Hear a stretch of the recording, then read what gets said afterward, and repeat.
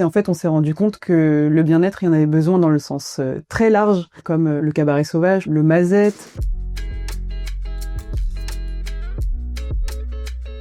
Je m'appelle Glenn Staliba, j'ai 28 ans. Je suis la fondatrice de Locomotive. Alors, Locomotive, c'est un réseau d'ostéopathes, d'étudiants ostéopathes et de massothérapeutes. L'idée, c'est de réunir des passionnés du bien-être pour intervenir dans des lieux insolites. Des lieux où, en fait, le bien-être n'est pas forcément attendu par le public, mais où le besoin s'est fait ressentir au fur et à mesure de nos interventions.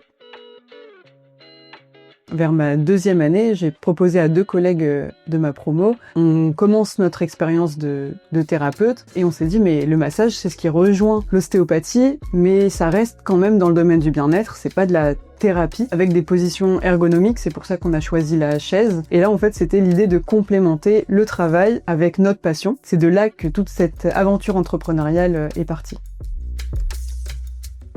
J'ai choisi le statut de SASU. Au départ, c'était parti sur une SAS. J'avais monté tout un dossier SAS avec LegalStart. Et au final, côté associé, ça a été compliqué. En fait, on voulait juste pas les mêmes choses. J'ai commencé une entreprise SASU.